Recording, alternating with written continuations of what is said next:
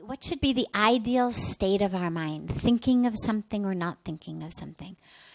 Yes and yes. The point of life is not to think.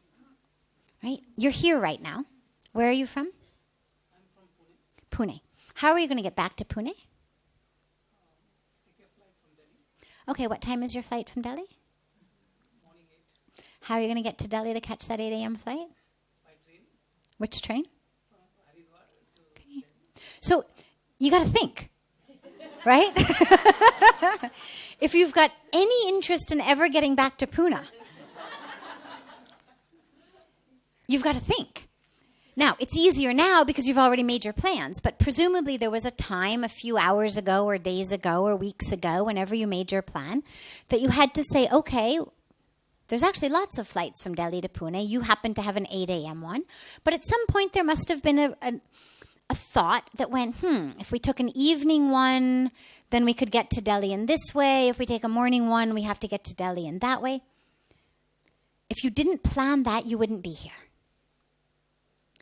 So we have to think. The mind is not our enemy.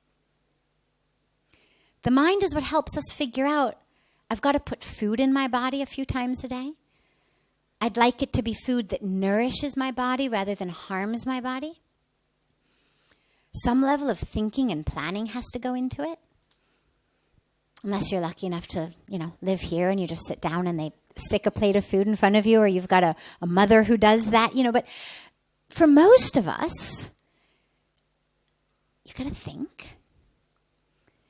You go to sleep at night. If you've got to be somewhere in the morning, you have to think about what time you have to get up. You set an alarm, or if you've started a meditation practice, what time do you have to set an alarm? The goal of a spiritual life is not just to kind of be blown through life like a leaf, whoever. Maybe I'll get to Pune, maybe I won't get to Pune. Maybe I'll just, live somewhere between here and Pune forever. Maybe that's, it's not the way for most of us. There are sadhus who live like that. There are religious renunciants who live like that. That which comes, I'll eat. But it's not the path that most people have chosen. The issue with the mind is to have it under my control. So, okay, now you figured out how you're getting back to Pune. Now you can meditate. Now the mind no longer has to do that. You already know. Your alarm is set. Your tickets are in hand. You've had dinner. It's good. Now there's nothing else to think about right now.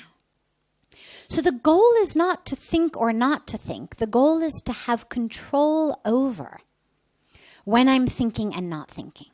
So I want to think about something. I want to understand something. I want to figure something out. Great, let's think about it. Now I want to meditate. Now I want to be in love. Now I want to just be at peace.